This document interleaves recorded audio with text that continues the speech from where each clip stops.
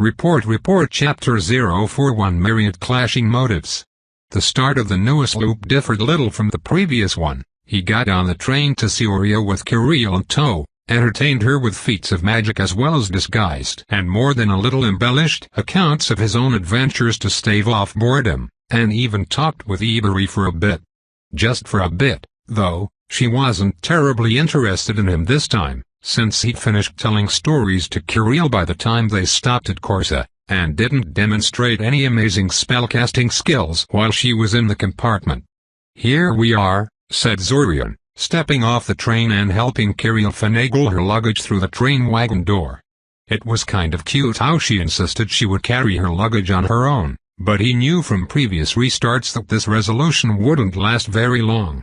Well, whatever, he'd let her live in denial for now. "Welcome to Sioria, dearest sister." "I'm your only sister," she shot back, curious eyes looking around the massive train station she found herself in. "You know I'm telling the truth, then," Zorian said blandly. Kirill ignored him in favor of studying the colorful storefronts, the huge clock hanging from the train station ceiling, and the flowing masses of people milling around the place. Truth be told, she handled the sight a lot better than Zorian had when he disembarked in Sioria for the first time ever. "Big," she concluded eventually. "Sioria is a big city and an important transport hub," said Zorian simply. "They get lots of traffic. Do you mind if we look around for a bit?" Kirill asked. "You mean browse some stores for interesting trinkets?" Zorian guessed. She pointed at him. "Sure, we can do that. I'm only buying you one souvenir, though, and nothing too ridiculous." "What qualifies as too ridiculous?" she asked, eyeing the storefront speculatively. "Use your common sense," Zorian deadpanned. Like hell was he getting into a definition game with her. "And if I'm not sure about something?" she prompted. "Ask," he immediately fired back. He could probably buy anything she set her eyes on, especially considering he was about to get a massive cash infusion in a few days, but he didn't think it a good idea to encourage her excesses like that. Kirill had never been very keen on restraint to begin with, and he shuddered to think what would happen if he decided to pander to her whims too much. For the next hour and a half, Zorian simply followed Kirill around as she flitted from one store to another like a drunken butterfly, following no pattern he could discern. Then again, he didn't really invest much thought into figuring it out. He mostly spent his time practicing his mind sense, trying to process the information he was getting about the crowds around them. Large, closely packed crowds like the ones at Sioria's main train station still tended to ruin his mind sense, reducing the feedback into an incomprehensible, blurry blob of emotions and strange signals. He was getting better at picking specific minds out of that background fog, though. He practiced the procedure by constantly keeping track of Kirill's mind, turning her into a sort of a telepathic anchor, and then trying to pick out the minds of random people from the crowd to get a better feel for them. It was slow, annoying work, but he was getting sick of having his empathy and mind sense effectively shut down every time he encountered a crowd. She picked a snow globe in the end. Admittedly, it was a very nice snow globe. The little house and the trees inside it were incredibly detailed and well done, almost as if someone had literally shrunk a house and its immediate environs and placed them in a glass sphere. Clearly some fairly sophisticated magic had been used to produce the thing, even if the end product was completely non-magical to his senses, and the globe was priced accordingly. But it was better than Zorian had feared, so he bought it without complaint. Idly, he wondered if his alteration skills were good enough to produce a globe like that. With Kirill's trinket hunting done, they set off towards the main plaza and its fountain, just like they had in the previous restart. Unlike the previous restart, Zorian took them through the park right from the start. There was really no need for them to meet the cephalic rat swarm. Quite the contrary, it was an unnecessary and unacceptable risk, as Kirill's mind was completely unshielded and there was always a possibility that the rats could figure something important or attention-grabbing from Kirill's stray thoughts. As it turned out, that had been a pretty important change. Having never seen the cephalic rats, Kirill obviously couldn't tell Ri about them, so the topic simply never came up. and apparently he greatly underestimated how much he'd disturbed Ri in their previous first meeting, because keeping quiet about the terrifying mind-reading powers of the rats made Ri a lot less on guard around him this time around. As well as much more insistent about them staying for a while. HMPH. He let Ri and Kirill convince him to delay their departure. As far as he could tell, this was the best moment to find something out from Ri's mind, before she had time to grow suspicious of him, and he had every intention of using it to the hilt. A student of Sioria's Royal Academy? Pretty prestigious place to study at for a boy hailing from a small rural town, if you don't mind me saying, Ri remarked. Not that there is anything wrong with being from a small rural town, we're from one ourselves, after all, but doesn't Sioria's Royal Academy accept only only the very talented or the very well-connected? Guessed Zorian. It was what most people who weren't personally involved with the institution thought, after all. Seeing Ri nod in agreement, he continued. Not really. The admission process is a combination of how well you do on the entrance exams, whether you receive a recommendation from a member of the academy staff or someone else suitably famous, and whether denying you admission would offend someone particularly powerful and influential. Basically, so long as you can pay the admission fee and do well enough in the entrance exams, you are guaranteed to get in. Is that how you got in? Ri asked curiously. I was in the top 50 based on exam results, said Zorian proudly. He was 48th, but he wasn't going to mention that. Brother is plenty talented, Kirill said suddenly. But, they probably also accepted him because of our brother Damon. At least that's what Mother said happened. What? Asked Zorian flatly. Kirill stammered. Please don't be mad because Mother told me not to tell you this because you would get mad at me, but Mother said you and Toph were only accepted so easily because Damon got so big and successful. Damon had nothing to do with it, Zorian said, grinding his teeth in annoyance. I achieved good enough results that my admission had never been in question. Mother is, like usual, ascribing everything good in the world to Damon and lumping me with that lout for Toph in order to, I believe you, Mr. Kaczynski, Ri interrupted him. Calm down. There is no reason to jump down your little sister's throat like that. Right, sorry, Zorian said, with a little bit more bitterness than he intended. There was a short, awkward silence for a few seconds. Great. Real smooth there, Zorian. Damn it, why did he let this get under his skin like that? So, I'm assuming your brother is that Damon Kaczynski? Ri asked finally. The famous one? Yes, Zorian sighed. The famous one. Wait, your other brother is famous? Nachka asked Kirill innocently. What for? Things, Kirill shrugged uncomfortably, saying nothing else on the topic. Probably trying not to upset him further by continuing the discussion. Damon is an adventuring archaeologist, Zorian said, doing his best to suppress his annoyance with the whole thing. He leads expeditions to dangerous areas in search of lost artifacts and ruins. Or even rare plants and magical creatures, even though that should technically be outside the purview of archaeology. He has been very successful in this, so he gets a lot of attention from people. There. It was an incomplete explanation, yes, but not really misleading or anything. Hopefully it would suffice. I haven't heard anything about him for more than a year now, Ri remarked. He's in Koth, Zorian said. Apparently he found something very important in the jungle, but he's been very secretive about it. I'm sure you'll hear all about it when he finally deigns to unveil it to the world. Thankfully, the topic of conversation shifted away from Damon at that point. Zorian decided to take advantage of the somewhat personal nature of Ri's questions to ask about their personal details.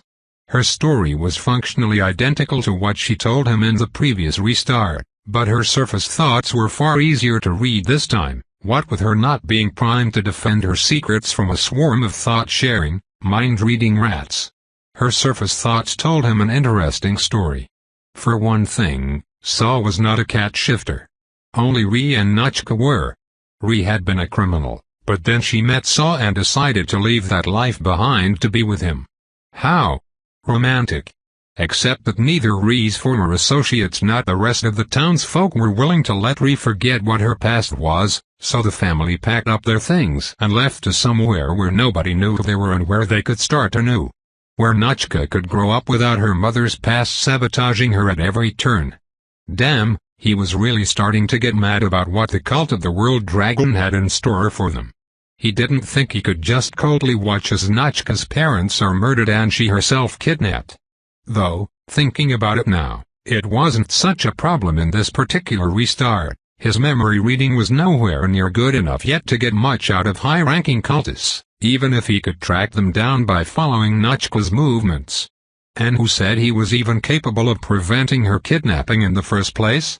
It wasn't like he had a foolproof plan to stop it. After all, if the kidnapping proceeded under some different schedule than the one in the previous restart, he'd basically have to monitor the Satchel family day and night to intercept it. He decided to put his original plan on hold for now and see how things developed. Who knows, maybe the last restart was a fluke and kidnapping Notchka wasn't something the cultists routinely did in every loop. He would have to put some kind of tracker on her just in case, though. By the time they were done talking, the rain had already started falling outside. Ree tried to argue that they should wait for a while until it lessened, but Zorian knew that wasn't happening for quite a while and refused. He enveloped himself and Curiel in a weather shield to block the rain and bid the Satchel family goodbye. He considered it a proof of his growing skill on mana reserves that his shield held strong for the entire length of their journey, letting them arrive at Imaya's place completely dry and unwinded.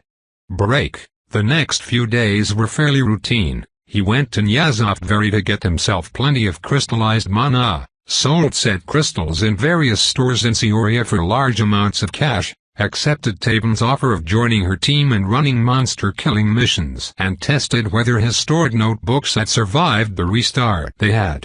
With the start of classes on Monday, however, Zorian decided to go out of his comfort zone a little and initiate contact with one of his classmates.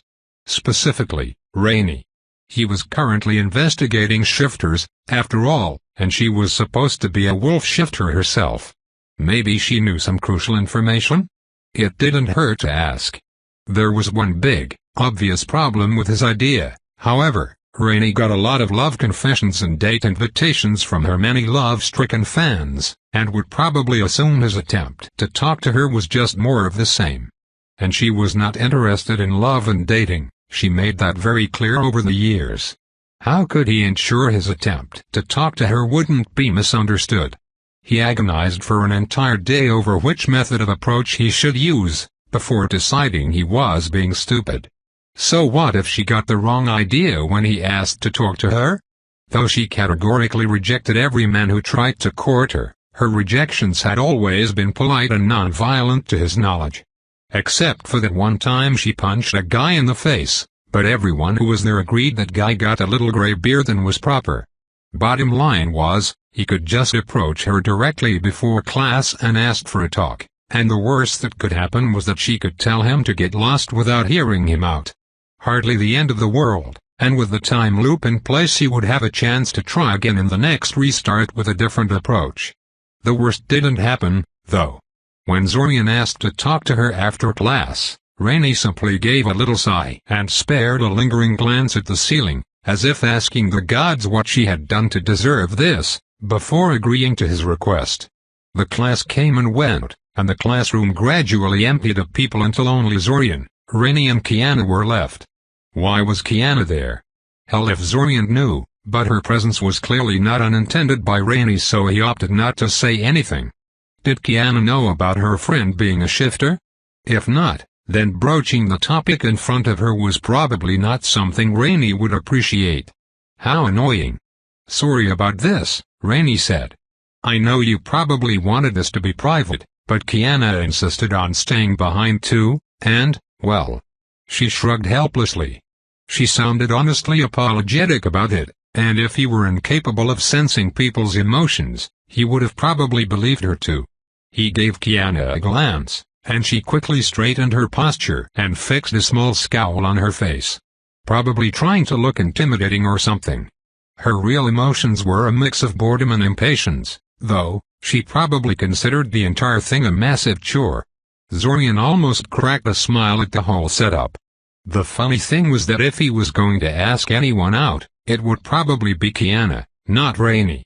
He'd kind of had his eyes on her before he'd gotten stuck in this whole time loop business, in an idle, daydreaming sort of way. If he remembered correctly, Zack caught him staring at her once, in that fateful first restart. A part of him wanted to ask Kiana out right now, just to see how the two of them would react to such a development. But no, that would only be amusing for a short while, and he would have to live with all the created drama for the rest of the month. Besides, his reasons for liking Kiana were extremely shallow and based entirely around her looks. He felt she was just as beautiful as Rainey, and preferred her black hair to Rainey's red. That was it, really. For all he knew, her personality could be absolutely atrocious. If you're okay with her presence, then so am I, Zorian said. That said, do you mind if I erect a privacy bubble around us? Nilu and company are hanging by the door, trying to eavesdrop, and I think we'd all be happier if they did not hear this. Ugh, Rainey grunted, rising from her seat and marching off towards the door. There is no need for that. I'll be back in a moment. Through his mind's sense, Zorian could feel the four mental signatures of their eavesdroppers flee before Rainey's approach. They were already halfway down the corridor by the time she opened the door, and in less than a minute Rainey was back in her seat.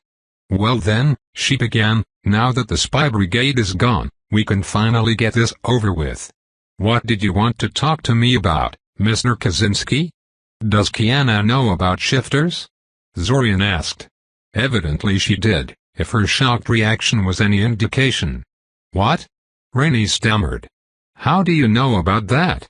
I asked a scholar named Vanny to tell me about shifters and, Vanny from WebNovel. Rainey asked, interrupting him. Aren't you supposed to be from Surin? I am, Zorian confirmed. That doesn't mean I am forbidden from visiting WebNovel on occasion. I have friends there. Of course you have, Rainey sighed. Look. Zorian. I kept this a secret for a reason. Zorian nodded in agreement. That's why I asked whether Kiana knows. I know, Kiana piped in, crossing her arms in front of her. And I'll be charitable and assume you'll keep it a secret, just as I have, despite being friends with that blabbermouth Benisek. So what exactly do you want from Rainey anyway? I made acquaintances with a couple of cat shifters, and I wanted to hear an opinion of another shifter about some things related to that, said Zorian. I figured I'd ask Rainey first and see if she was willing to answer some questions. There was a brief silence as both girls digested this. This is way too heavy of a topic for a free period, Rainey decided. Our next class is about to start soon. Well, yes, agreed Zorian. It doesn't have to be now. I just want to know if you're even willing to help me out. I might as well, Rainey said dismissively. My main concern about shifter talk had always been about not wanting people to know I was one to begin with, and the cat is apparently already out of the bag. Besides, if you're hanging out with the likes of cat shifters, you're going to need some advice. No offense to your new acquaintances, but cat shifters tend to be unsavory characters. I did hear some rumors about that, Zorian admitted. So how is this going to work, then? I don't know, Rainey admitted. I'm going to have to think about it. You've ambushed me out of nowhere with this. I'll get back to you when I figure out a time and place. Don't contact us, we'll contact you, Kiana summarized. And then they were out of time and ended the meeting in favor of rushing to the next class. Overall, Zorian was pleased with the outcome. Even if the looks and whispers of his classmates signified they had noticed the interaction and that the resulting fallout had yet to be determined. Break. Rainey didn't seem to be in a hurry to organize a meeting with him after their talk, but Zorian didn't hold it against her. It was nothing urgent, and he had plenty of things to busy himself with in the meantime. Currently, that meant combing the Arania settlement for any hints regarding where they kept their treasury.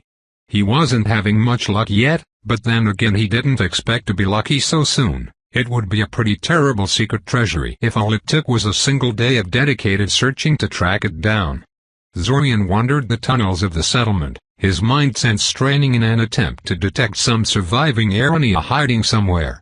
He didn't find any. The Iranian settlement was a silent tomb, unmoving corpses of giant spiders scattered throughout its expanse and undisturbed by scavengers due to the wards the Arania had placed on it. Occasionally his mind sense detected a mental signature, but it inevitably turned out to be some dungeon denizen trying to sneak past the wards of the settlement or one of the few surviving male Arania. Not that the latter were wholly useless, though subsapient, they were still representative of what the Arania were like, and didn't have the mental defenses that female Arania did. Zorian made sure to capture each one he encountered so he could read their minds for information about the location of the treasury, more out of desire to practice his memory reading on something related to Arania than out of any real hope that they knew something. Though he had to say the males were a lot smarter than Zorian had thought they would be, considering what he'd been told by the female Arania. They were actually closer to animals such as ravens and pigs than something dumb like a horse or a dog. 3 of them even worked together in order to ambush him, and Zorian only narrowly avoided getting bitten by the one of them. The Arania were only weakly venomous, according to what he'd been told by them, but he would still rather not tempt fate like that. Damn, Zorian swore. Nothing, not even a clue as to where he should look next. That's it, I'm done with this for today. Kale, you done with your examination yet? Kale shifted his attention from the curled, motionless corpse of some unfortunate Arania towards him, his mind slowly switching gears from his focused work state into something capable of holding a conversation. Oh, that, Kale mumbled. Yes, I checked them over for soul magic ages ago. I can find no traces of any soul magic being performed on them. None whatsoever, and it's honestly freaking me out. If you hadn't told me what really happened, I'd have assumed these bodies to be very sophisticated meat puppets devoid of souls to begin with, not sapient creatures whose souls have somehow been removed. I've just finished a more comprehensive medical scan, however, and there is no way these bodies are meat puppets. I'm baffled. This doesn't look like the aftermath of any soul spell I know of. Damn. He had really been hoping Kale would be able to find something. You really can't tell me anything else? Zorian urged. Anything? No. Well, maybe, Kale said, hesitating. Zorian urged him to continue. While my medical scans show these spiders indeed died on the first day of the restart, they died somewhere after 2 in the morning. Ah, I see where you're going with that, Zorian said after a brief pause. That implies that the time loop starts almost 6 hours before I wake up. Yes, Kale agreed. I'm not sure how useful that is to you, but it's interesting. Very, Zorian agreed. Especially if I can somehow force myself to wake up at the start of the time loop as opposed to when I usually do. Kale nodded and before suddenly checking on his pocket watch. Ah, I didn't even realize so much time has passed. I promised Kana I would take her to the park today. Do you think we could? Yes, Zorian preemptively agreed. That's why I interrupted you in the first place. I've had enough of this place for one day. Just gather your things and I'll recall us back to the basement. 5 minutes later Kale and Zorian were teleported back to Imaya's basement, or rather, the large stone that served as an anchor for Zorian's recall spell. The recall spell was quickly becoming one of Zorian's favorites, due to its ability to cut through many forms of magical interference and anti-teleportation wards. It would be even better if maintaining a recall link with each anchor stone didn't incur a running mana cost, but you can't have everything, he supposed. He bid goodbye to Kale, who had his own duties to attend to, and went out to seek out Kiriel. He found her in the kitchen, telling stories to Imaya and playing with the miniature golem he had made for her. Amusingly, no one in the house seemed to realize just how much money and skill it took to create that thing. It was just a fancy magical doll to them, and they barely gave it a second's thought. To Zorian, though, that little golem was very special for one simple reason: he had created the blueprint for it in the previous restart. Although Zorian had spent a lot of time in the restarts messing with spell formula and magic item creation, The truth was that he had been somewhat reluctant to truly sink a lot of his time into the field because he had to effectively recreate his designs purely from memory with every restart. While that was good in a sense, as it forced him to reevaluate and refine his designs each time instead of relying on tried-and-true designs, the fact of the matter was that it slowed things down to a crawl whenever he was forced to recreate everything from scratch over and over again. He had effectively been limited to fairly simple projects, but now that he could actually transfer notebooks across restarts, he was freed of these limitations and could truly start advancing in the field. He greeted Amaya, announcing his return, and then turned to his little sister. "Hello, Carrie," he greeted. "Are you ready for your magic lesson?" "Yes," she agreed enthusiastically. "So does that mean you read the first 3 chapters of that book I gave you?" Zorian asked. Yeah, she agreed, much less enthusiastically than before. I may have skipped a few parts." Zorian gave her a knowing look. He had a feeling that if he quizzed her on what she read, he would find she skipped far more than a few parts. "All right," he said, putting a small black cube on the table in front of them. "This here is the mana absorption cube. Its function is very simple, it will absorb any mana you let out, after which the carved lines you see on its surface will begin to glow. It sounds useless, but beginner mages like yourself have trouble sensing their own mana flow, and thus cannot really determine whether their efforts are achieving any results. This will help keep you on target. Later, when you start extruding mana out of your body reliably, we can move on to purposely feeding mana into the cube in order to build greater control." Kirill took the cube carefully into her hands, as if afraid it was going to bite her, and started tracing the lines carved into its surface with her fingers. "Did you also learn using one of those things?" she asked. "I thought it was done using one of those glass balls you brought home after your second year." "I did, but I discovered those things aren't really the best tool for the job," Zorian said. "They are mass-produced, with an eye for price instead of maximum effectiveness. That cube you're holding in your hand is a bit better than that." "Oh," she said, giving him a surprised look. "Was it expensive?" Well, technically Zorian had produced that cube on his own, but the materials he used weren't exactly cheap. "Yes, but don't worry about it," he said dismissively. "I don't mind spending money on this, so long as you actually take your lessons seriously." "And Kirill?" "Yeah?" she asked curiously. "You really need to actually read those 3 chapters for our next lesson, and I'd appreciate if you didn't lie to me like that in the future," he said. At least she had the decency to blush in response. Break. The first week of the restart was a pretty big success in Zorian's eyes. True, he never did manage to find the Iranian treasury, but everything else was going along nicely. Red Robe had once again neglected to give any information to the invaders, so they were stumbling around just as badly as they had in the previous restart.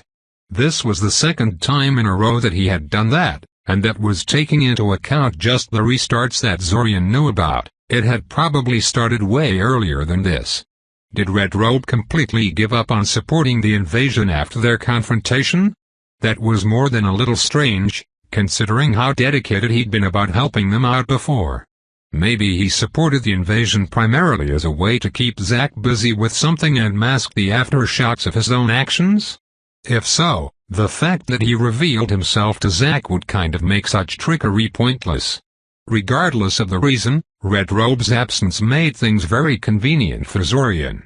The moment he realized Red Robe was once again ignoring the invaders, he immediately launched a series of raids on the known invaders and their cultist allies. He found nothing new yet, but every memory dive he did made him one step closer to opening the Matriarch's memory packet, so he considered himself successful there regardless. He also scouted a couple of the emergency resource caches that he'd found in the last restart, and even looted a particularly badly defended one. That particular cache held nothing except a large quantity of unlabeled potion bottles, which was slightly disappointing. He handed them off to Kale to see if he could figure out what they were and find a use for them. He'd feel bad about taking advantage of the Morlock boy so much, except that Kale actually seemed enthusiastic about all the work Zorian was sending his way, so Zorian figured it was okay. His monster hunts with Tivan were more successful this time around as well, since he had knowledge of where the monster nests and main migration routes were from his previous restarts. Tivan was ecstatic at their results, though Zorian had noticed her giving him some strange looks when she thought he wasn't paying attention.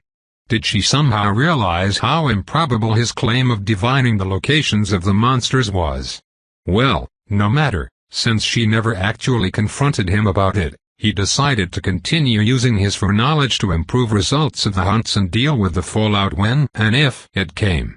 His quest for getting himself a better library pass was also going along nicely, even though it was still in the beginning stages.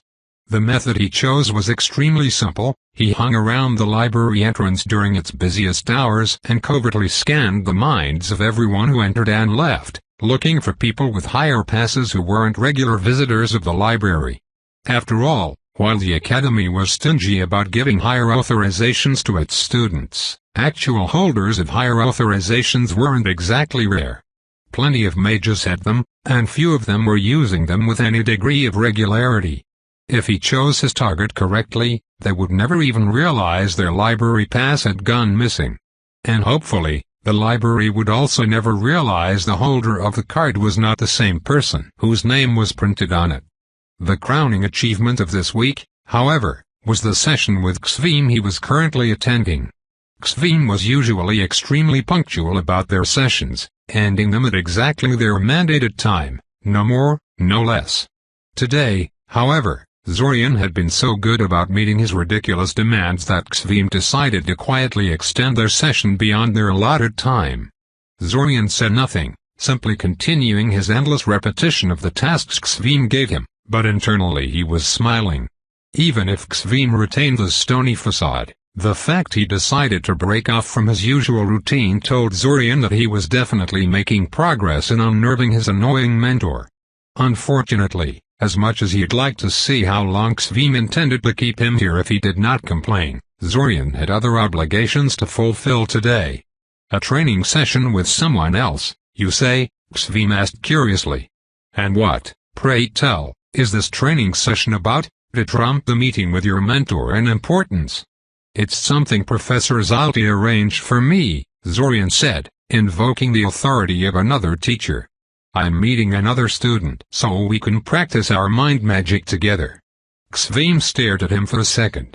If Zorian had expected some kind of shock at his admission, or requested confirmation that, yes, he indeed meant mind magic, he was disappointed. Xvim just stared at him for a bit, tapped his finger on the table once, and then reached some kind of decision. Why have you not notified me of this sooner? He asked. I meant no offense, sir, Zorian assured him smoothly.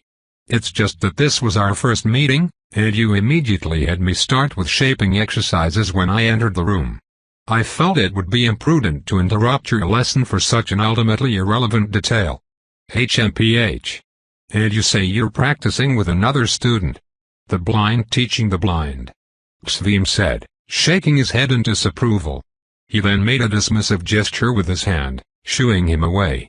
Well, then. Go. I'm not going to keep you from your duties. Thank you, sir, Zorian said, rising from his seat. I am to see you on next Friday, then. No, come see me on Monday after classes, Xvim said. I need to see this mind magic of yours in action before I can plan for our next session. Huh? Now this he did not expect. Was Xvim implying he could help him develop his mind magic somehow? He did have a very good mental shield, admittedly, but Zorian was still skeptical that the man could help him in that regard. And he was also more than a little baffled that Xvim was even willing to help with that, even if it did turn out that he was some kind of mind magic expert. He thought the man was all about the shaping exercises and other basics. Deciding he was going to have to wait till Monday to see what Xvim had in mind, Zorian left the man's office and went off to meet Tanami for their mind magic practice. Well, he technically did not know he was meeting Tanami in particular, But considering that the setup was largely the same as it was the last time around, he told Elsa about his mind magic and requested a practice partner. He didn't think the identity of the other student was that much of a mystery. And indeed, when he arrived at the assigned classroom, he found Tanami already there, waiting for him. "You are the other mind mage?" Tanami asked incredulously. "Yes," he answered telepathically, causing her to flinch in shock. She narrowed her eyes at him in response. "You're late," she complained. "Sorry," he apologized. Xveen unexpectedly decided to extend our tutoring session beyond bounds. I only managed to get out of it a few minutes ago. "You chose Xveen as your mentor?" Tanami asked. "Why?" "I live in Surin," Zorian explained. "That's pretty far from Seoria." By the time Elsa managed to get to me, all the other mentors had filled their quotas and Xveen was the only one left. "Is he as bad as they say?" she asked. "He had me do shaping exercises for 2 hours straight today." "Ouch." "Okay, I guess that justifies being a few minutes late," she admitted. "We should probably reschedule our future meetings, just in case this keeps happening." "Probably," Zorian agreed. Not even he knew what Xveen would choose to do next, and he had lived through this month many, many times by now. "Anything important I should know before we start?" Just like the last time they did this, Tanami was largely interested in practicing her telepathy and ability to read surface thoughts. She was rather bad at it by Zorian's standards, but she improved rapidly under his direction. As for himself, he mostly practiced tapping into other people's senses with her. He could access the senses of other humans quite easily at this point, but trying to actually function while getting 2 sets of sensory inputs was a massive challenge. Especially if he and Tanami were looking in completely different directions and such. Truthfully, there was very little that practicing with Tanami could offer him that he could not also do with Kirill, Kale or some random stranger. But this way he got to talk to one of his classmates, which was one of his resolutions for this restart. It didn't hurt that cooperating with Tanami could be potentially quite useful, considering who her family was. Also quite dangerous, since they were known to dabble in mind magic and necromancy, but he was willing to take that chance. It was too bad he was essentially starting from scratch with her, though, the last time he had done this with Tanami, he had introduced her to the Aranya, and they'd overshadowed him in her eyes by quite a margin. Because of that, they'd interacted very little outside their practice sessions. Then again, considering he had simply viewed her as a mind magic practice dummy back then and never even tried to get to know her, he had no right to complain. Now, though, there was no convenient nearby area to introduce her to, even if he wanted to. He would have to catch her attention in some other way. "Okay, I've just got to ask, where on earth did you learn how to perform mind magic so well?" Tanami asked. "I've been learning these things for years, under some very good tutors, and you're just effortlessly one-upping me in every application of it I can think of." "How come?" "It's a secret," Zorian said bluntly. "Ask me later when we get to know each other better." She quirked her eyebrow at him. "When, huh?" "When, if, whatever suits your fancy. The point is that we don't know each other well enough for me to reveal something that personal to you." "That's fair enough," she sighed, leaning back in her chair. "It's really annoying, though. I know I'm not exactly a genius in the field, but..." There was a knock on the door. Zorian and Tanami both looked at each other and shrugged, mystified about who could be knocking on an empty classroom door at this time of day. "I'll go check," Zorian said, rising from his seat. Chances were that it was someone looking for one of them, and knowing his luck that meant they were looking for him. He opened the door, only to find Kiana standing behind it. Hi," Zorian said uncertainly. "Hi," Kiana said, sticking her head inside the classroom quickly in order to see if they were alone. She did a double take when she saw Tanami and gave him an incredulous look. "It's private," Zorian said crankily, preempting any sort of question. He stepped out of the classroom and closed the door behind him so they could have some semblance of privacy while they talked. "I didn't say anything," she said, raising her hands in front of her defensively. "I just came to tell you that Rainey has finally decided to meet with you again."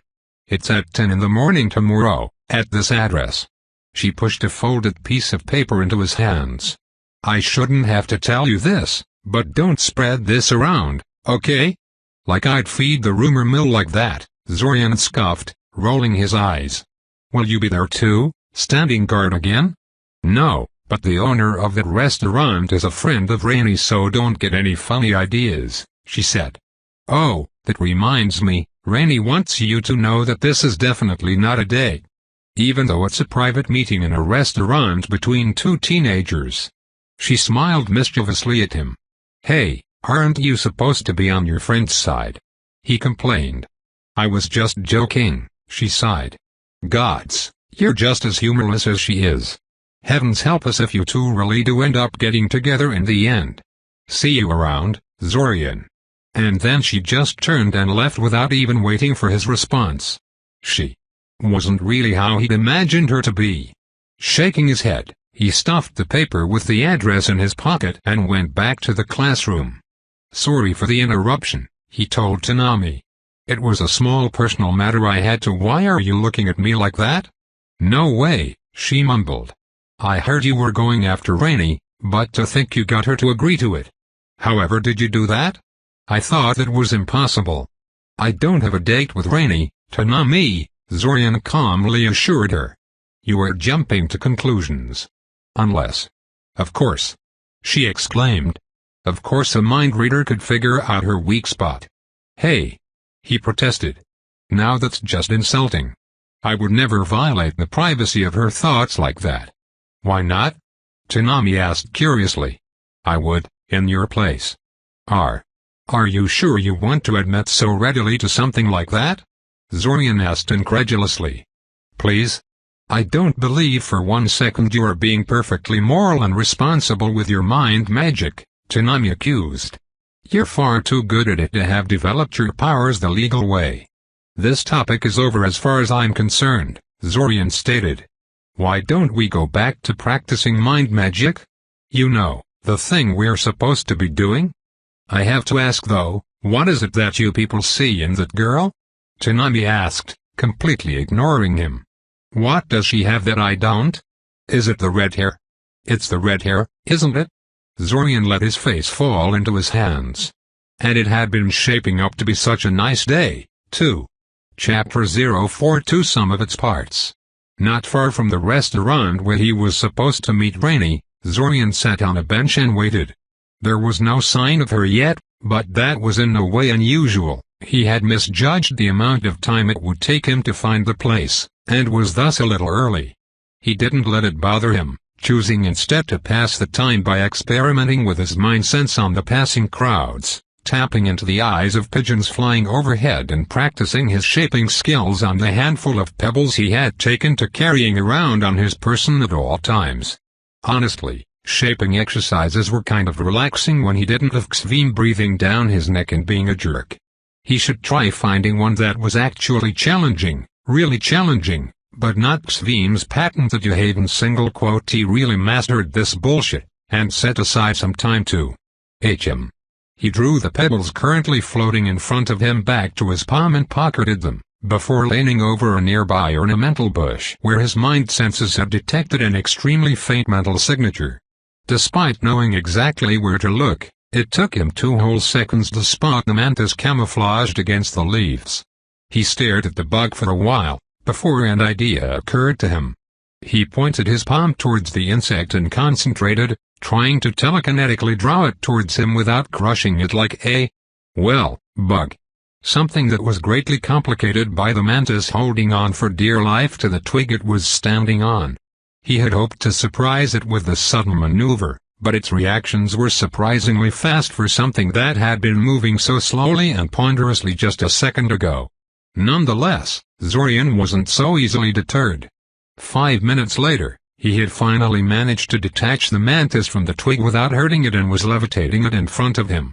The mantis twisted and flailed around in the air, clearly unhappy with its predicament, but Zorian had established too firm a hold on it for his telekinetic control to lapse just from that. At least until the mantis decided it was finished with this annoyance, then suddenly unfurled its wings and flew off. Oh, right, Mantises can fly if they need to. He totally forgot about that. Shrugging, he focused on his mind sense for a moment, checking if Rainey had arrived yet. She had. She was still hidden by the nearby building from where he was standing, but her mental signature was unmistakable. He set off in the direction of the restaurant, and was soon back at the entrance, trying not to stare at the street corner he knew she was going to emerge from. When she did finally round the corner, however, she stopped in her tracks and just sort of stared at him in apprehension instead of coming over to meet him. Honestly, what was up with that? He already agreed with her that it wasn't a date, so what was she apprehensive about? He accidentally turned in her direction, pretended he'd just noticed her and gave her a little wave. She stopped stalling and came over to greet him properly. "Sorry if I'm cutting it a little close," she said. "With most people I know, it's a miracle if they're only 10 minutes late, so I've learned not to be too early to this sort of stuff." "You didn't wait long, did you?" "It was a bit of a wait," admitted Zorian. "But to be fair, I was rather early." "Don't worry about it, I found things to amuse myself with." "Oh?" she asked. "And what would that be, if you're willing to share?"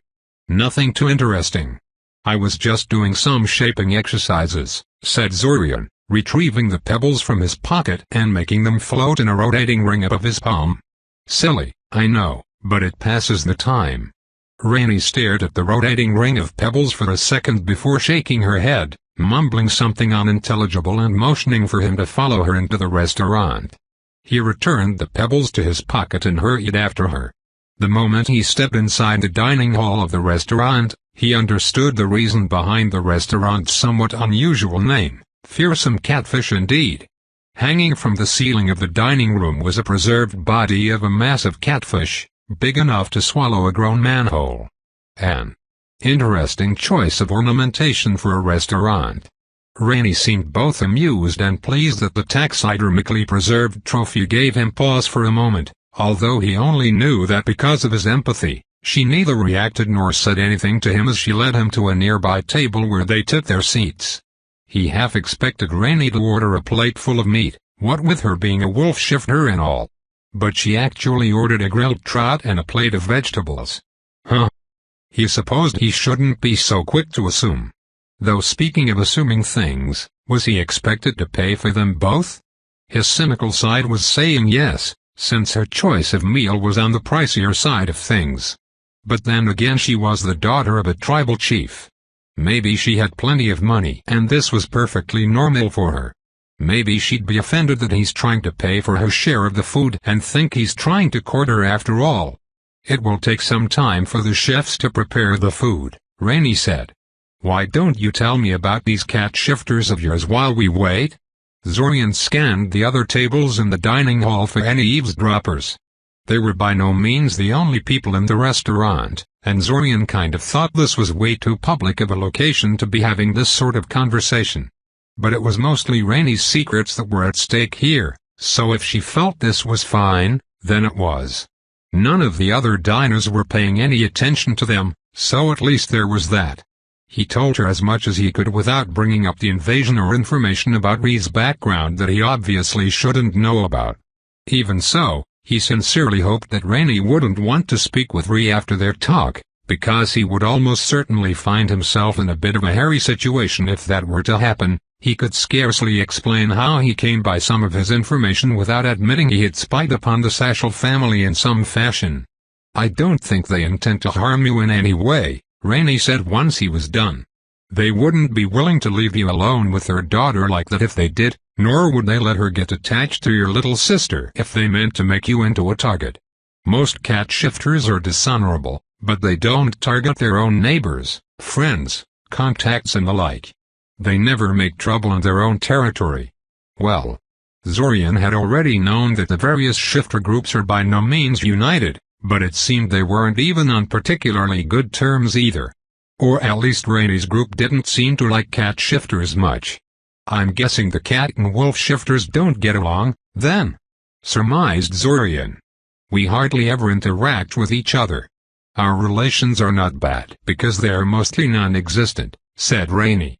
"I personally think they give the rest of the shifters a bad name, And I know I'm not the only one in my tribe with that opinion. You should watch yourself around your new friends. I know I just said earlier that they are not plotting against you, but that doesn't mean they are not dangerous. Cat shifters are rarely just cat shifters, they are the shifter group that has embraced Ecosian magical traditions the most. They especially like to dabble in illusionism, mind magic, scrying and other shady disciplines. I wouldn't put it past them to spy on you in some fashion. I'll keep that in mind, Zorian nodded. I'm curious, though, is that a general thing? Do different shifter groups usually avoid each other? No, not at all, Rainey said, shaking her head. We try to maintain contact with other shifter groups, it's just that cat shifters are. Well, it's a long story, and I can smell our meals coming. We'll talk more after we've eaten. She was right, the food was indeed brought over to their table not long after that. And Rainey was either very hungry or an extremely fast eater, because she scarfed down her meal in half an hour flat and then kept giving Zorian impatient looks while he ate his own food at a much more sedate pace. Rude. He refused to hurry up just because of her. All right, said Zorian eventually, setting his plate aside to signal that he was done eating. We were talking about shifter relations. Yeah, Rainey agreed. Well, the first thing you need to keep in mind is that the current image of shifters as some sort of weird mages living on the fringes of normal society is something very modern. Before the flood of Ecosian refugees came to the continent and conquered everything, shifters didn't live on the fringes of anything, partly because the rest of the natives hated us and would have never allowed us to live near them, but also because we didn't have to. We had our own tribes and territories to live in. The other natives hated you so much? Zorian asked. Oh yes, Rainey confirmed. Even today, the scattered remains of the original tribes that lived in the region, the people you collectively call Kuski, can't stand the sight of us. Thankfully for us, they have managed to thoroughly marginalize themselves over the years and no longer have any say in how shifters are treated. That's the good thing that came with the Ecosian conquest. The Ecosians didn't find shifters nearly as threatening or inhuman as the Altasian natives did. As far as they were concerned, we were just your typical group of over-specialized native mages that they hoped to absorb into their society. But, Zorian prompted. But their attempts to absorb us never quite succeeded properly, Rainey shrugged. We speak Ecosian and follow the laws of the land, but most shifter groups have stubbornly clung on to every shred of autonomy and independence that we could. Wolf shifters were the most vocal and successful in that regard. Ah, I see, said Zorian, understanding. And since the cat shifters decided to discard their autonomy in favor of assimilating more closely into the rest of the population, you don't get along with each other. Yes, she sighed. We're not enemies, but they have completely rejected our politics and went their own separate ways. Both sides agree that they've got nothing to say to each other and avoid contact. Zorian hummed noncommittally. Somehow he doubted that the wolf shifters really didn't consider cat shifters enemies. He'd buy the idea that the cat shifters really were apathetic over the issue, but the wolf shifters must be pretty bitter over the other side breaking ranks like that. They were just powerless to do anything about it. So how successful are cat shifters, then? Zorian asked curiously. Very successful, Rainey admitted. Eldamar's government loves to point them out to shifter tribes worried about what would happen to them if they gave up on their traditional rights. It's why they are so reluctant to seriously crack down on them, despite their shady behavior. If the biggest success story of the shifter integration program comes under fire, it would likely cause all those other shifter tribes considering going down that path to back off and dig in harder. Right, totally not enemies. So if cat shifters were so very successful, doesn't it make sense to copy them to some degree? Zorian asked. I mean, I can understand not wanting to be criminals, but what stops you getting yourself some classical mages among your ranks? I'd be willing to bet their decision to acquire Ecosian-style spellcasting had a lot to do with their success. What do you think I'm here for? Rainey asked him with a smile. Ah, well. Zorian fumbled. While you're clearly training to be a classical mage, you're a rare exception from what I'm hearing, not the rule. Why is your tribe only sending someone to learn this now? Why not earlier? There is a reason why the shifter group most successful in adapting Ecosian-style magic is also the group that cares the least for our traditional rites, she said. While the idea sounds simple in principle, in practice it amounts to opening a backdoor for the central government to influence the tribe. Members trained as mages have a tendency to make power plays and bring the mage guild, and through them the central government into internal tribal disputes when they don't get their way. Ah, nodded Zorian in understanding. And the central government is all about abolishing autonomous groups like yours when given a chance. Yes, she agreed. Plus, the tribal elders are very traditional and often react badly if the new mage shows too many outside influences upon return. Many times the mage simply walked out of the tribe in disgust after a few years of clashing with them. So what changed to make you come here? Asked Zorian. A flash of indecipherable, but decidedly negative emotion welled up in the girl in front of him. Or is that too personal a question? It's not really, no, she said, scowling for a moment before schooling her features. She was annoyed at something, but she didn't seem to blame him for it. I guess there are two main reasons. Ever since the splintering of the old alliance, the centralization policies that characterized its twilight years have been somewhat discredited, lessening the pressure on shifter tribes to assimilate. This makes outsider-trained members less threatening to many in the tribe. On top of that, the recent colonization drive to the Sarakian Highlands has many shifter tribes wary, since their lands are directly in the path of settlers. If a group of mages decides to settle inside of our borders, it is not at all certain we could get them to leave without asking the central government for help. Help for which they would demand concessions, Zorian guessed. Well, they are actually obliged to help us in that regard for free, Rainey said. It's their duty. But every time we fail to resolve problems ourselves, we weaken our authority and credibility. If we do it too much, our supposed autonomy will end up being only on paper. So it would be best if we had some of our own mages to handle things. Anyway, those two come together into a situation where the tribal leadership felt we had to acquire some mages of our own, and could afford the risk that comes with such attempts. Zorian nodded and spoke no more of the topic, even though he could tell there was more to it. It wasn't as though Rainey had lied to him. He detected no intent to deceive from his empathy, but there was clearly some factor she didn't want to discuss there. Something personal, he guessed. Something that made her angry and bitter at her tribe, which she otherwise spoke about with pride and reverence. He had a feeling that her coming to Sioria was something of an exile. He asked her to give him a rundown of other shifter groups, and she jumped at the chance to change the topic to something else. Shifter politics were surprisingly complex. Aside from cat shifters, the Raven and Owl shifters had also fully abandoned their tribal roots in favor of assimilation into regular society. They were not quite as successful as cat shifters, but both were doing decently for themselves. The Viper shifters had also tried to pursue that path, but theirs was not a successful story. They failed to integrate and were nearly wiped out when they launched a short-lived rebellion during the Splinter Wars. The Wolf, Deer and Boar shifters provided the core of the Optimist faction, which sought to preserve their traditional tribal structure and their special privileges.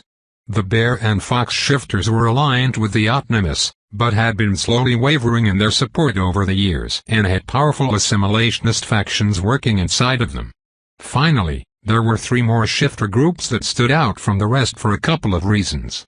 First, there were the Eagle shifters, who couldn't accept being ruled by anyone, autonomy or not. They simply transformed and flew off in the direction of the Winter Mountains, where they somehow survived till modern times. How they dealt with such a hostile, monster-infested environment nobody was quite sure, and they wanted nothing to do with the rest of humanity. Not even the other shifters. The second one were Seal shifters, who got on the wrong side of Aldemar during the Necromancer's War and were mostly killed off as a result. The survivors left for Alquanabassa along with other losing groups, and were never heard from again. Rainey suspected they wouldn't want to talk to other shifters, even if they still survived in their new home. Finally, there were the Pigeon shifters, who were never a tribe to begin with. They were a product of an eccentric mage that managed to get a hold of a shifter transformation ritual and was dedicated enough to create his own shifter clan with it. They were mocked and looked down upon by the other shifters, but Rainey admitted after some prodding that they were actually doing quite well for themselves. Being able to turn into a flying animal at will had its uses. "I'm surprised there aren't more attempts like that, to be honest," Zorian said. "There are," Rainey said. "They just tend not to go anywhere. They start well, but then run into problems when the first-generation shifters start having children. If not handled properly, shifter children tend to grow up somewhat dysfunctional.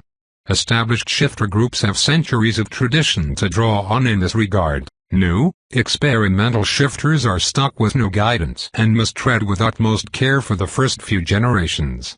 Something that a lot of new shifters have no patience for."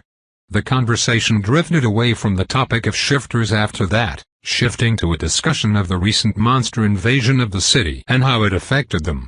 Zorian largely deflected Rainey's questions about what exactly he did in his team whenever they went hunting, as he suspected Rainey would be a lot less willing to just accept Zorian's implausibly high skills than Tivan was, and she didn't push the issue too much. He was rather surprised how big of an effect the monster invasion had on her, though. "Honestly, this whole monster crisis is making me very self-conscious," Rainey revealed. "I was sent here to learn magic and become an asset to the tribe, and I thought I was doing fine in that regard. But now I know that many of my classmates are good enough to go after real dangers already and I'm not. I thought I was among the top of the class, but it seems that's true only academically. I don't like it. I should have been among those of you going out there to fight those things." He had no idea how to respond to that, so he just kept silent. The conversation died down after that, and they went their separate ways. There was no mention of a second meeting, but she did mention he was welcome to ask her more questions if he thought of anything else. That was more of an approval than he'd expected to get, really. And yes, she did indeed expect him to pay for both of them. Break. Zorian turned his new library pass in his hands, idly studying the identification glyphs etched on its surface.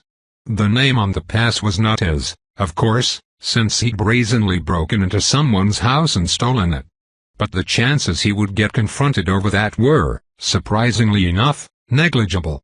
As he quickly learned when he tried to use his new pass, the higher passes weren't just a slip of inert paper like his old one was. They were small wooden panels imprinted with a magical identification array of glyphs.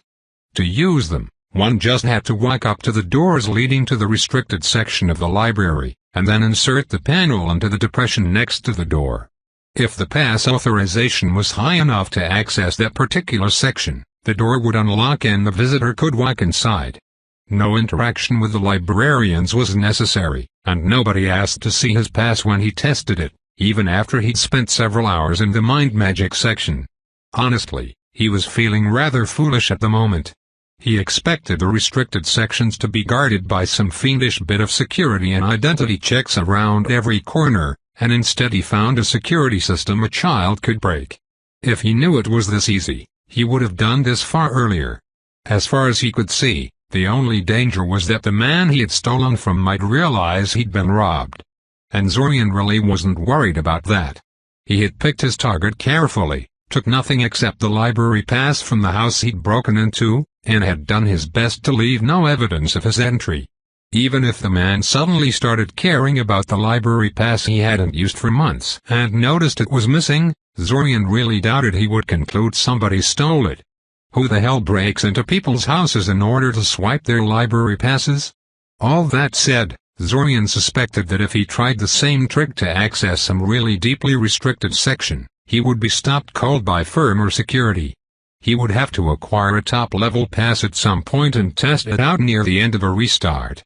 Right now, though, he had to see just what Xveem had in store for him.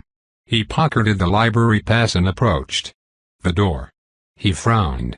What the hell was happening? This was where Xveem's office was located. He was sure of it, had been here countless of times, and everything else was exactly where it should be. He closed his eyes and took a deep breath, letting the mental shield snap shut over his thoughts. The compulsion to ignore the door to Xvim's office melted away, and his eyes finally stopped skimming over it like it didn't exist. No, now that he thought about it, it was more like he had dismissed it as irrelevant. As obviously not what he was looking for. If he'd been less sure of himself, who knows how long he would have looked for the door before figuring it out. Opening his eyes and forcing down his annoyance at Xvim's antics, he knocked on the door and then immediately entered without waiting for permission to do so. He found Xvim calmly staring at him, fingers stapled together. Pitiful, Xvim declared. That such a crude trap managed to snare you, even for a minute, shows how woefully unprepared you are for the dangers of mind magic. Yes, sir, agreed Zorian easily. He was too inured to Xvim's attitude to really get worked up by it anymore. That is why I professed a desire for a training partner to Miss Zalti. Xvim waved his hand through the air once, as if warding away a particularly annoying fly, wordlessly letting him know how little he thought of that idea. I understand, from talking to Ilsa, that you are a natural mind mage, yes? Xvim asked. It was apparently a rhetorical question, because he didn't wait for Zorian's response before continuing. It is commendable that you are trying to correct your deficiencies on your own initiative. Too many mages with such natural talents mistake their inborn advantage for actual mastery, wasting their potential and putting everyone around them at risk. Even themselves. Especially themselves. Wow, was that actual praise from Xvim? Sadly, Xvim continued, your attempt, much like the shaping skills you displayed at our session last Friday, falls embarrassingly short of achieving actually worthwhile results. It is up to me, as your mentor, to mold you into something resembling a competent and responsible spellcaster. Ugh. Never mind. I see, he said, somewhat sourly. Please forgive my impertinence, but I was not aware that you were an expert in mind magic. I thought you taught advanced shaping exercises for fourth-year students. I also do private lessons for particularly talented first and second years, Xvim said, a ghost of a grimace flickering over his face for a moment before he smoothed it into his usual impassiveness. Xvim probably didn't think much of their talent. And, more relevantly, I teach a fourth-year elective dealing with defense against hostile magic. Obviously, this includes mind magic as well. Ah, said Zorian. That did a lot to explain Xvim's constant mind shield.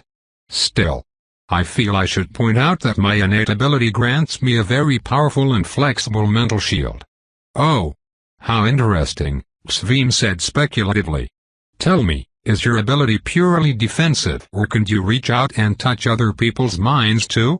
The second one, Zorian admitted. That's why I asked Miss Zalti for help. I needed a willing target that would let me practice telepathy and mind reading on them. In that case, you probably already know about the mental barrier I'm currently sporting, Xvim stated. Well, yes, but not because I tried to access your mind or anything, Zorian lied. It's just that the base form of my talent is a passive form of empathy that tells me what other people are feeling, and I cannot sense anything from you. As far as I can tell, that only happens when they are shielding their mind somehow. I am certain that is the only reason why you know of it, and that you have never even entertained the thought of getting revenge on your insufferable mentor by taking a quick peek at his mind, Xvim said indulgently. As it happens, though, I want you to try and invade my mind.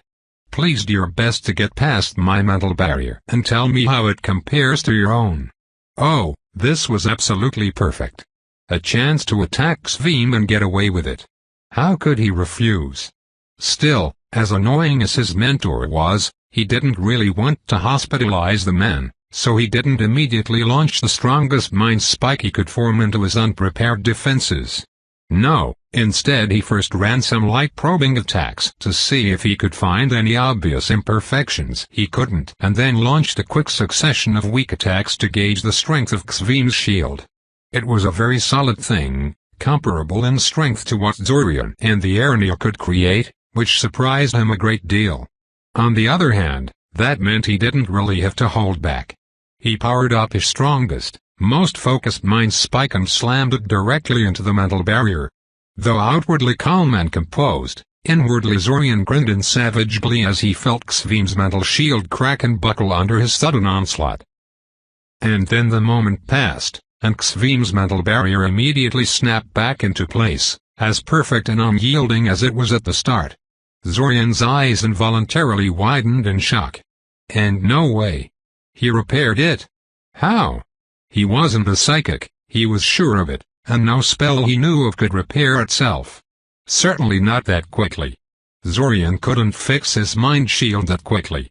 Hell, the Aranea he practiced with couldn't make their defenses snap back to an intact state that quickly. He launched 3 more powerful attacks in quick succession with the exact same result. The attacks did damage to Xvim's mental barrier, but it was repaired so quickly and thoroughly that a lesser attacker could have been fooled into thinking it had never been damaged at all. He narrowed his eyes. No, he was not going to be foiled in this. Brute force wasn't working, but he hadn't been trained by the Aranea for nothing. He had far more than that at his disposal. He started executing basic attack patterns taught to him by mind like fire, treating Xvim like a fellow psychic instead of using a structured spell, and slowly the limits of Xvim's defenses revealed themselves to him. For one thing, Xvim did not seem to feel his probing attacks. Anything not strong enough to crack his mental barrier was effectively undetectable to him. Secondly, his barrier was completely uniform. He never reinforced a spot he was attacking, even if he repeatedly targeted the same place over and over again. When he next attacked, he did not use a powerful but momentary mind spike. He picked one part of Xvim's mental shield and started crushing it. He didn't let up, and slowly it began to crack under his mental pressure.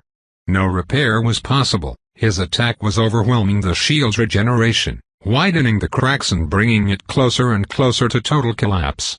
He diverted a few tendrils of power from the main attack into the widening holes in Xvim's defenses, causing the man to visibly flinch as telepathic forces seared his surface thoughts.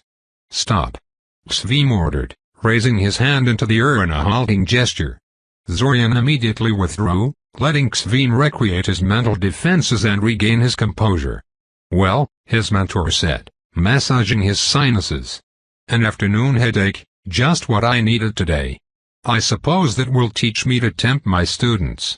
Nonetheless, it was a fascinating experience. Less classical mind magic, and more akin to something a Memoramos, an azure sea hermit crab or a cephalic rot swarm would employ.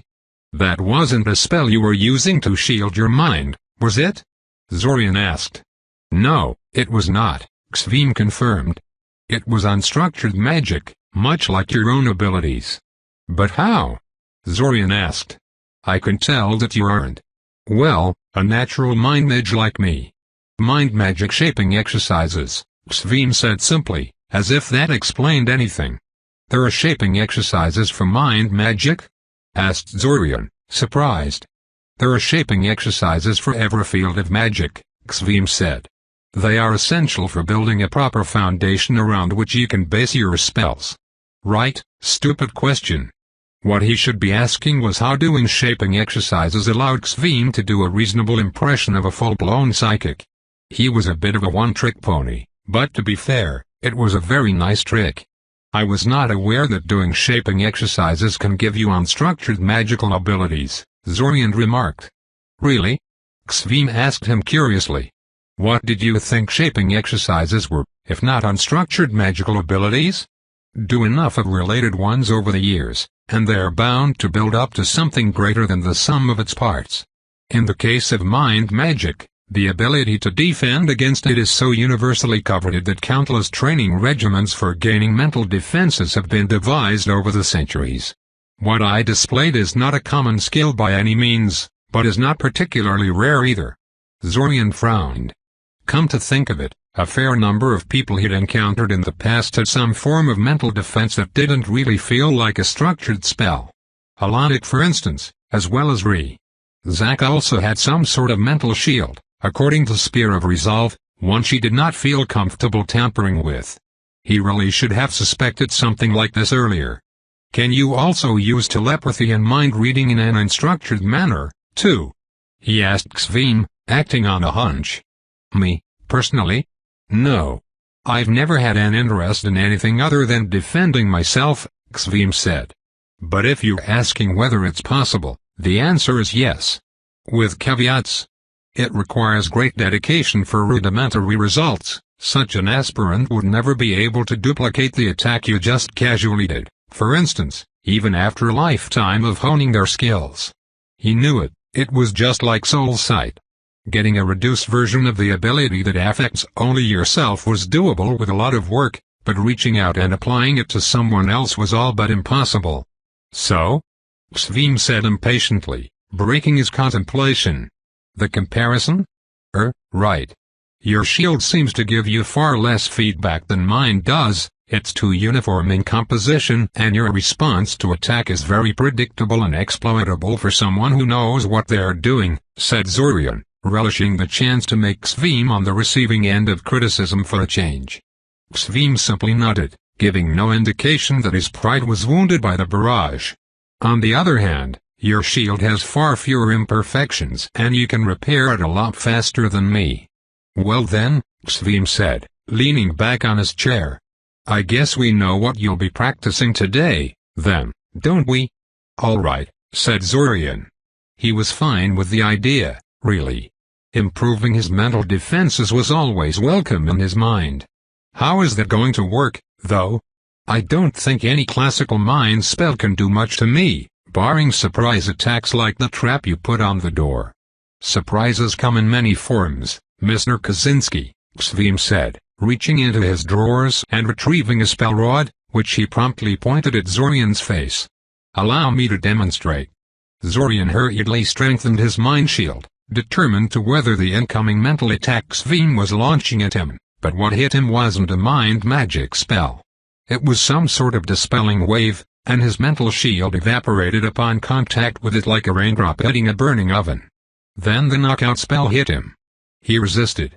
He may have been stripped of his mental shield and caught off guard, but he was still an experienced mage, and he went through Chiron's resistance training too. The relatively minor spell Xvim used could not subdue him. But the point was made, regardless. A proper mind mage, Xvim said, would have reconstructed his shield before the second spell had been even cast. Zorian sighed. Of course they would have. Start over? He guessed. Start over, Xvim confirmed. In a scene that Zorian would rapidly begin to hate with every fiber of his being, Xvim once again pointed the spell rod at his face and blasted his mental shield into oblivion. Break. Following their Monday session, Xvim largely replaced their regular sessions with mind magic-related ones, constantly pushing his defenses and giving him long lists of mind magic shaping exercises to try. Most of these exercises were absurdly easy for Zorian, teaching things he already had an instinctive grasp of, but searching the restricted section of the library with his brand new pass yielded some less intuitive ones that actually taught him something new. He didn't intend to duplicate the circumstances that led to Xvim's new attitude and future restarts. While he definitely learned some stuff from Xvim when it came to mental combat, Xvim was ultimately an annoying teacher to learn from, and nothing he wanted to teach Zorian absolutely required his help to work. Besides, his meetings with Tanami weren't really getting anywhere. He wasn't really getting much from them himself, and Tanami basically turned his every attempt at interaction into an interrogation attempt, trying to figure out who had taught him to be as good as he was currently. She also seemed to have blabbed about his meeting with Rainey, since everyone in class seemed to know about it when he came to the academy on Monday. Probably as revenge for refusing to answer her questions. In any case, that pretty much killed any sort of goodwill he may have had with Rainey. She accepted that he was not at fault when they talked later in the day, but she still didn't want to be seen anywhere near him after that. It was probably Benisek loudly congratulating him in front of the whole class that really screwed him over when it came to that. Why did he ever think that hanging around that guy was a good idea? Oh well, live and learn.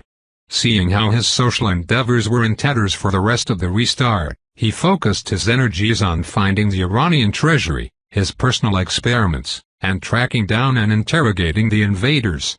The latter two were doing just fine, but his quest for the Iranian treasury stubbornly yielded no results.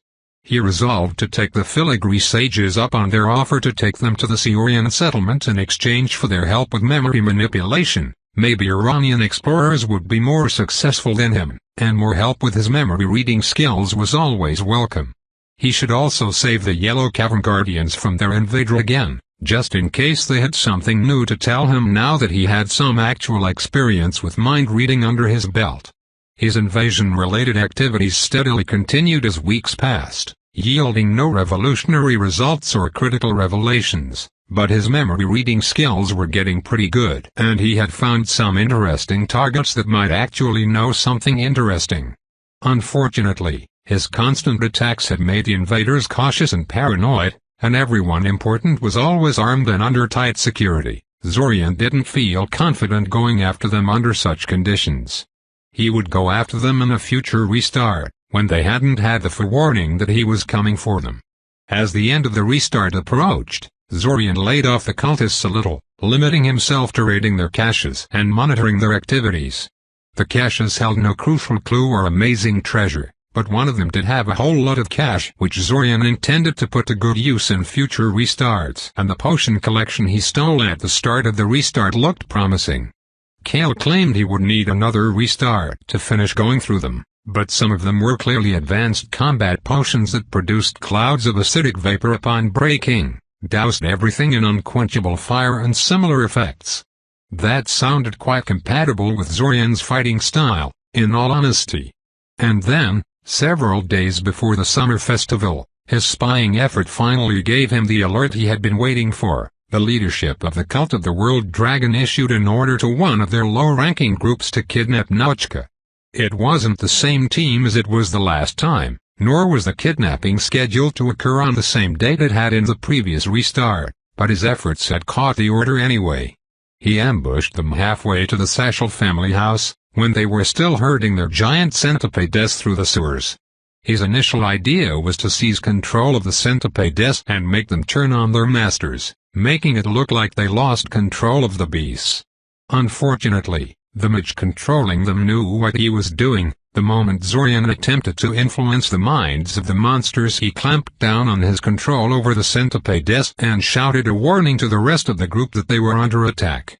So Zorian used his backup plan and chucked one of the combat potions he recovered from their cache into their midst. The centipede controller, as well as 3 of his centipede minions, died on the spot, frozen solid when the bottle broke and the glittering blue liquid made contact with the air. Alas, that revealed his hiding spot, forcing him to shield himself from a barrage of offensive spells the 3 surviving cultists had started peppering him with. Fortunately, with no more controller mage to contest his control, the last centipede was child's play to commandeer. Before his 3 attackers had realized what was happening, the centipede's venomous fangs bit down on the leg of one of them, and they had to defend themselves from a danger in their own midst. They never stood a chance from that point on, though they had managed to kill the centipede before Zorian finished them off. His task done, he left the scene, wondering what the Cult of the World Dragon was going to do now that its plans had been foiled. Were they going to come after Nauchka again, with more resources this time? Just how important was she to them, anyway? He supposed he would find out soon. To Zorian's surprise, Nauchka was never attacked after that. Instead, the cultists attacked another family the day after that, this time a rather prominent officer serving in Eldamar's military who happened to be one of those pigeon shifters that Rainey didn't think much of. The man and his wife were unharmed, but their 8-year-old son was kidnapped by their unknown assailants and no ransom demand had been issued. Unlike the cultists' attack on the Sashel family, this one garnered a great deal of attention from the newspapers and the authorities. After all, their new target wasn't just some random nobody, but a member of Eldamar's military. And they didn't bother with some flimsy monster attack setup this time, choosing instead to just barge in and kidnap a kid during the night. Quite a bit more attention-grabbing.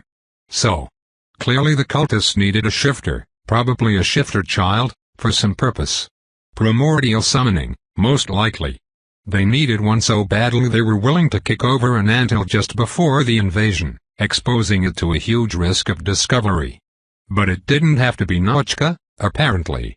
Hey, Zorian, Kirill called out, distracting him from his musings. He looked towards her and found her trying to paint a face on the next generation wooden golem he had made for her. It had a whole bunch of minor improvements over the old one, but Zorian suspected Kirill only really cared about one of them. The new version had long, brown hair attached to its head, based on her request. Apparently she decided that it wasn't lifelike enough for her. "What?" he asked. "Who are you taking out to the dance tomorrow?"